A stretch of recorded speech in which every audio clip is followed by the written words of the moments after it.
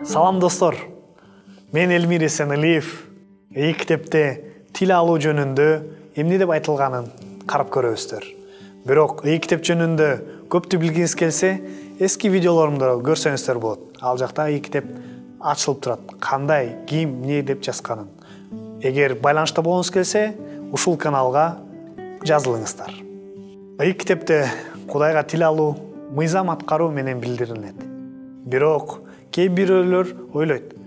Кудайга ишенген адамдар куткарылыш үчүн же милдет катары үчүн эле мыйзамды аткарышат. Мыйзам күнөөнү көрсөтөт. Жана ырайым күнөөдөн куткарат. Мыйзам Кудайдын эрки. Жана ырайым бул Кудайдын эркин аткаруу үчүн күч. Биз мыйзамды куткарылуу үчүн эмес, куткарылып калганыбыз үчүн сактайбыз. Чыныгы сүйүү тил алчактык менен сыналат. Тил алуу чыныгы ишенген адамдын тажрыйбасында өтө маанилүү. Ишсиз ишенимөлүк. Мен эч бир эркек сулуу айымдын жүрөгүн жалаң гана сөз менен багындыра алгандыгын уккан эмесмин. Эгерде гүлдөр жана сүйүү белектери жок болсо, көптөгөн эркектер дагы деле жашоо өнөктөшүн издеп жүрүшмөк. Матай китебинде 7-бөлүм 21-аятта мени Теңир дегендин баары эле асман падышачылыгына кирбейт. Асмандагы атамдын калоосун аткаргандар гана кирет деп жазылат. Сөз жана таануу жетишсиз. Тил алчактык бул жалгыз чыныгы күбөлүк. Азыр мен Инстаграмда эгер апаңды сүйсөң, лайк коюп кой.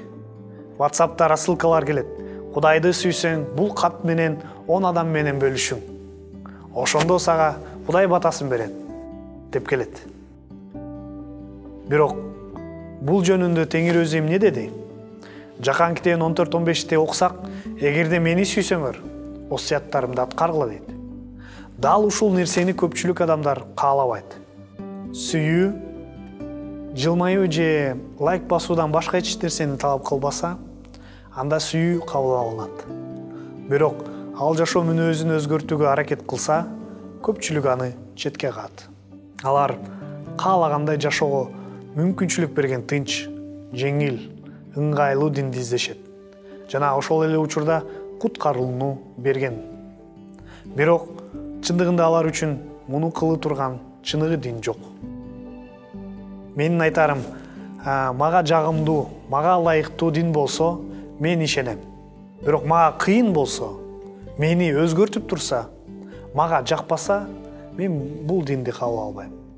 Бул тема жөнүндө китептин эң күчтүү үзүндүлөрүнүн бири 1-Жакан 2-бөлүм 4-аятта ким мен Кудайды таанып билдим десе, бирок анын осуяттарын аткарбаса, ал жалганчы, анын ичинде чындык жок.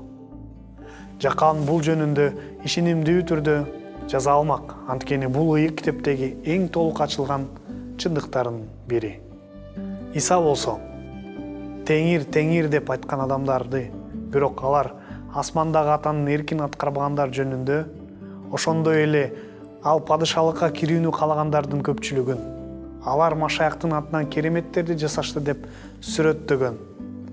Бирок аларга өкүнүчтүү түрдө мен сени эч качан тааныган эмесмин деген. Менден алыс болгула деп айтууга аргасыз болгон. Көрдүңбү, досум? Кудайды билүү, аны сүйүү, ага баш ийүү. Китептеги жазгандардын мыйзамдуу тыянагы абдан ачык жана жөнөкөй угулат. Эгерде мен Кудайга баш ийбесем, анда мен аны сүйбөйм. Эгерде мен Теңирди сүйбөсөм, анда мен аны тааныган эмесмин. Аягында мен ушул ой жүгүртүүнү Жакандын аяты менен бүтүргүм келет. Жакан 5-бөлүм 3-аятта Кудайды сүйүү деген, анын осуяттарын аткаруу кыйын эмес дейт. Достор, мына сүйүү жана Кудайды тил алуу экөө бир нерсе экен.